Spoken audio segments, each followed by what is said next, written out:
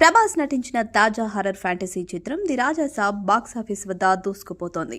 విడుదలైన తొలి రోజుల్లోనే భారీ వసూళ్లు సాధించిన ఈ సినిమా భారత్లో త్వరలోనే 100 కోట్ల రూపాయల మార్కును చేరువకానుంది. ఇండస్ట్రీ ట్రాకర్ సాక్ నిఖిల్క్ సమాచారం ప్రకారం శుక్రవారం అన్ని భాషల్లో కలిపి 53.75 కోట్ల రూపాయలు వసూలు చేసింది. అయితే రెండో రోజు శనివారం వసూళ్లలో కొంత తగ్గుదల కనిపించింది. దాదాపు 50% డ్రాప్తో డే 2కి 27.85 కోట్ల రూపాయలు మాత్రమే రాబట్టింది.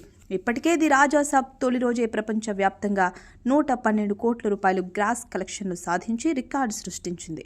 ఈ సందర్భంగా మేకర్ సోషల్ మీడియాలో స్పందిస్తూ హారర్ ఫ్యాంటసీ జానర్లో కొత్త బెంచ్ మార్క్ సెట్ చేశాం. The Raja Saab day 1 worldwide gross 112 కోట్ల రూపాయలకు పైగా ఉంది. ఈ జానర్లో బిగ్గెస్ట్ ఓపెనింగ్ ఇదే అని ప్రకటించారు.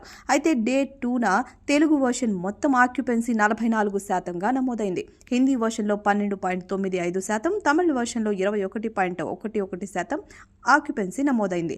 అయితే సినిమా విడుదలకు ముందు నుంచే మంచి హైప్ క్రియేట్ అయింది.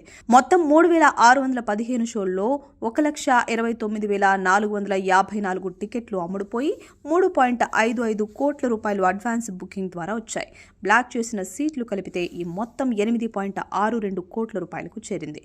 ఈ వసూళ్లు చూస్తుంటే సినిమా టీం అంచనాలు ఫలించేలా కనిపించడం లేదని సినీ వర్గాల అంచనా.